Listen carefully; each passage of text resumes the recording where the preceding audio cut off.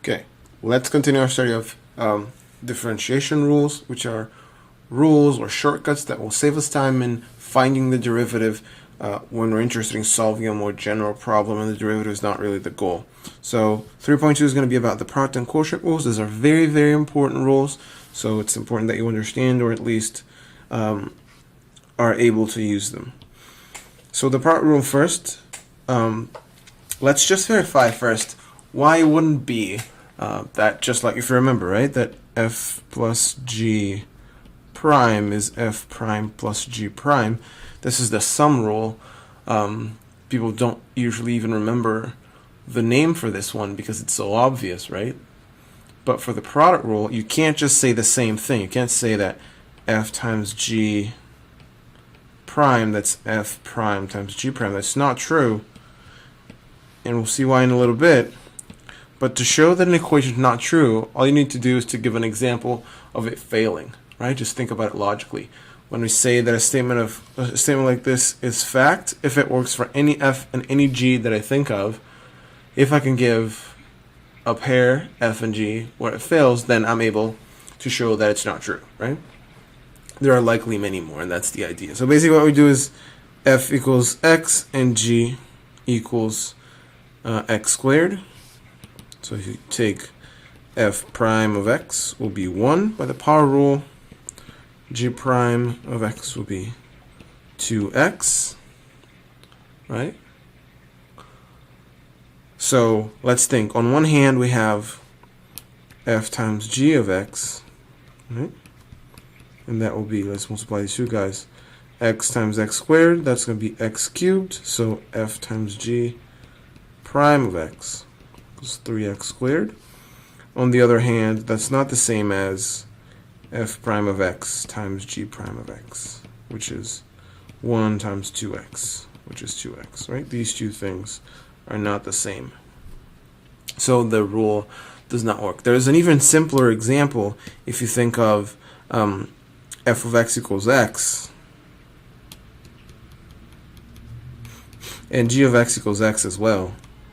Same thing holds. If you derive them first and then multiply, get 1 times 1, and you get 1 as the result. But if you multiply first, you get x squared, and then when you derive, you get 2x, which is not the same thing, right?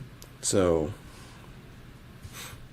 it's also an easy example for you to verify if you're interested in finding more counter examples. This is what's called, right? When you have something that you think is true, you find a counter example, right? A pair of functions in this case where our intended rule doesn't work. So the product of two functions is not, let me say it again, the derivative of a product is not the product of the derivatives.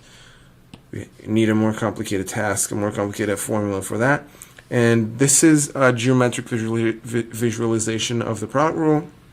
The idea here is that U is going to be the base of this white rectangle, V is the height of the white rectangle, and then now you're thinking, how does UV, which is the area, so this is base, and this is height, and this is area. So the product is the area. How does the area change when you change V and W, right? And that's the answer that the product rule is trying to answer. So what you do is you add a little bit of V, so delta V to V, you add a little bit of U, and then the result of the change in the area is these three separate areas, right? The result of the change of area will be, let me see if I can get a shade of color that's kind of like, that's a little bit closer. So we have U, V, and then you have green, and then you have blue one, V here, right? So the change in area is really the sum of these three shaded areas, right? Okay, so the product rule is a bit more complicated than that. The only thing that you're going to have to pay attention to is that this guy here is not going to make a huge difference, because as you make both of these very small, right, this gets very small as well. So the idea is that because you're dividing by, you can think of both of these as being h or something, right? So it's like u, h. This one has two h's, right? So when you divide by h, there's still an h left. And when it goes to 0, it disappears. So the proof is actually a bit more complicated than just visualization, but you can do it, right? You can work out the proof if you're interested. Most of the time, however, all I want you to do is to remember the product rule. So we can walk yourself through this proof right here. And this is what I'm saying, right? You're making variation go to 0, so some of it goes away, some of it stays. So this limit's going to be 0. So at the end, you are left with this expression. Book calls it equation 2. Very, very important expression for the product rule. I use it as, let me see if they have the other form. Yeah, there you go. So I have a more familiar notation. To me, at least, I say f times g prime is f prime g plus fg prime. Some people will say f prime g plus g prime f, right? So they'll change the order. Some books will give this different order. I like to keep the order like this, and that's just a personal preference, because that way I quickly realize which one is first, which one is second, right? Where the derivative is supposed to go, the derivation sign. They use Leibniz notation here, no problem at all. Same thing applies, right? You have a part of two things. You derive the second plus derive the first, or derive the first plus derive the second. And here's this sort of verbal expression of the product rule. The derivative of product of two functions is the first function times the derivative of the second plus the second times the derivative of the first. Okay? Same thing. Think about that. Try and understand what I was trying to say about the area here. This is an important piece of intuitive information. Understand why this goes to 0, right? This guy here does not make a difference, because you have two variations that you're adding, or you're multiplying them, and when you divide, it still goes to 0. So it won't make a huge difference for us. Anyway, let's use it as an example, because that's what we're going to do most of the time. So for A, we have f of x equals x e to the x. So f prime of x will be, so derive the first, so d dx of x e to the x plus d dx e to the x. So I keep the first one in one of the terms. I derive it, and in the other I don't, right? So just try and realize what's going on. So the derivative of x is just 1 times e to the x plus x derivative of e to the x is e to the x. We did that before, beginning of the chapter, so that's e to the x plus x e to the x. One thing people like to do is to factor out the e to the x, because then that's 1 plus x. It's a very common thing people do. Okay. This A. Now look at what they're asking for in B. They're looking for the nth derivative. They're asking us to find a pattern, to see a pattern of derivatives as we derive f over and over again. So let's derive it a second time, and a third, and then maybe a fourth, just so we see what's going on. So because f prime of x equals 1 plus x e to the x, if you derive it again, then that's going to be d dx 1 plus x times e to the x plus 1 plus x d dx e to the x. So that will be, by the product rule, just used it, right? So the derivative of this polynomial, this will be 1 times e to the x. Should look familiar to you, right? Happened again. And we're looking for familiarity, we're looking for a pattern, which is why I highlight this. So 1 plus x stays, and derivative of e to the x is just e to the x. So now I can do the same and factor out an e to the x. So I get 1 plus x plus 1. So that's 2 plus x e to the x. Starting to see the pattern there. Take a second to think about it.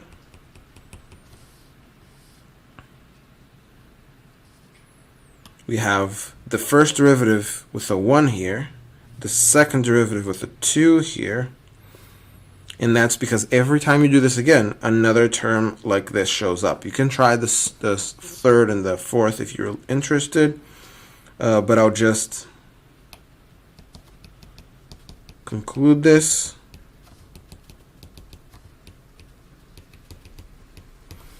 I'll circle this guy here, which is what makes the pattern happen, right? This guy shows up all the time, right? You're adding an e to the x. The nth derivative, you would have added e to the x n times. So this is n plus x, e to the x. Stop, think about this a little longer, and ask questions if you need. Okay, talk about the quotient rule. Not going to give a geometric verification of this. There's this analytic verification here, just doing what we did about, explaining what we did about change in u, change in v. So basically that's what we're doing, right? We're taking, like, what's the change in the quotient? That's the new quotient minus the old quotient, right? But then when we go and subtract, or use like a common denominator, right? Find the common denominator. Multiply these two to find the common denominator. A lot of things cancel out, right? We end up, as one of these goes to 0, you can see both of these are going to go to 0 actually, but you can already see as this one goes to 0, you end up with a v squared at the bottom, right? V times v, because this is going to go to 0. So you end up with a v squared at the bottom, and this is an expectation that things are going to be slightly different, and the top is more or less the same, right? So they're going to cancel out, do the math I told you about, divide by d dx, right? And do the math we discussed. So this is going to be the quotient rule. It is a lot more complicated than the product rule. Later we're going to see, the reason why I'm not proving many of these is because later we're going to see some analytic tools, some formulas, some equations that will allow us to show what we need to show these things. So I'm not going to do much of that, much of this formula proofing here, but the idea is that if you do the same for a quotient, you can go f prime g minus g prime f. So note the difference, right? Now we have a minus instead of a plus, divided by the second one squared. So the new denominator is the old one squared. Sorry about the noise.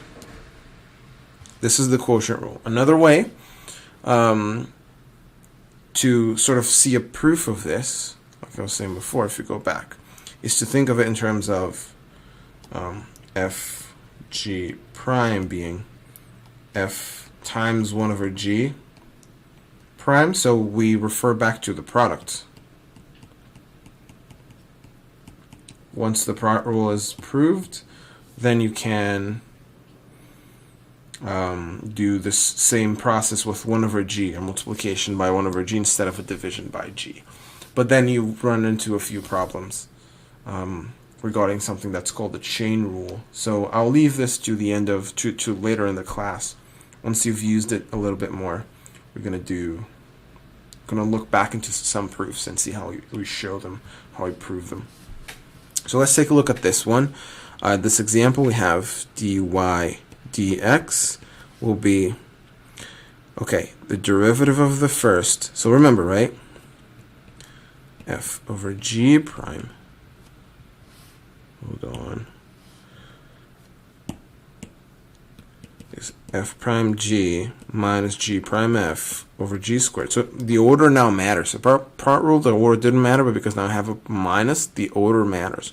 The one with the minus is the one where the derivative of g shows up, because g is at the bottom.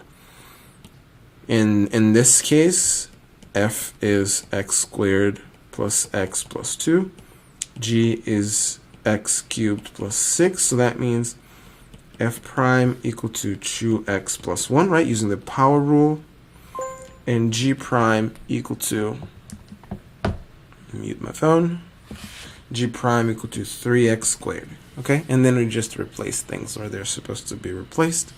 So that will be f prime, so 2x plus 1. Box this so I don't think this is part of the math I'm writing right now. So f prime times g, which is x cubed plus 6, minus g prime, so 3x squared, times f, so x squared plus x plus 2, all that divided by g squared. So g squared will be x cubed plus 6. So I'll keep going. Now it's just algebra, but you should stop here and understand what I just did. Oh, I forgot parentheses here, right? So you should stop here and understand what was done, how we applied the rule, and now the rest is just algebra. So we're just going to FOIL a lot of this and hope that we cancel a bunch of things out. Just try and follow it along. I'll see if it fits. So let's see. So we have 2x to the 4th plus 12x plus 3 plus x cubed plus 6 minus 3x to the 4th, which is already something for us to simplify the previous one with, minus 3x cubed minus 6x squared. All that divided by, oh, I forgot also squared here, right? Sorry about that. From the formula right here. Okay, and now just repeat, the bottom's going to be x to the 6th plus 12x cubed plus 36. Another thing that will happen too, and we'll see that if this is the case, many times, why am I doing this, right? I'm doing this to cancel something out, see if it looks better. Many times it will not look a lot better than it does.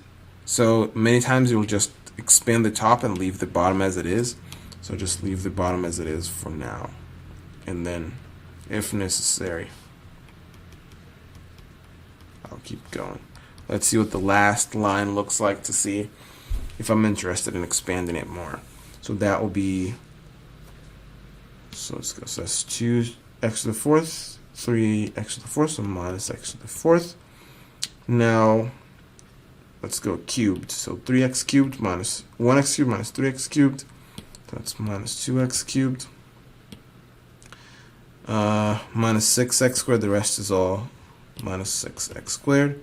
Plus 12x plus 6. And then the goal now would be to see if you can factor the top somehow into the same factors as the bottom, which would be divide by x cubed plus 6. I think it could be done. It's possible. But I'll stop here because, like I said before, many times this is not going to tell us a lot more information than what we're interested in. To continue, if you wanted to, you can perform long division or synthetic, whatever.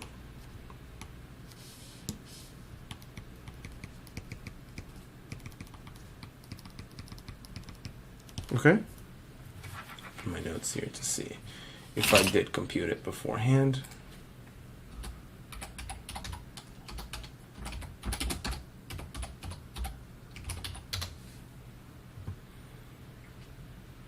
Looks like I didn't.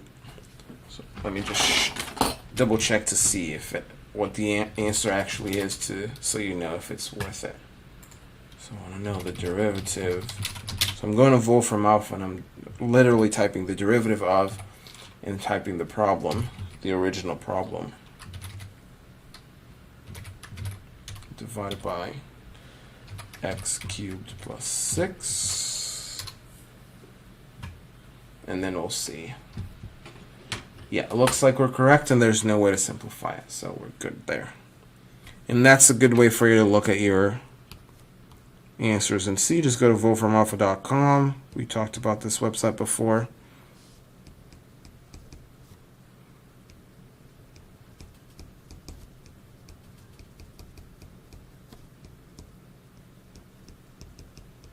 And I literally just typed, maybe write this better,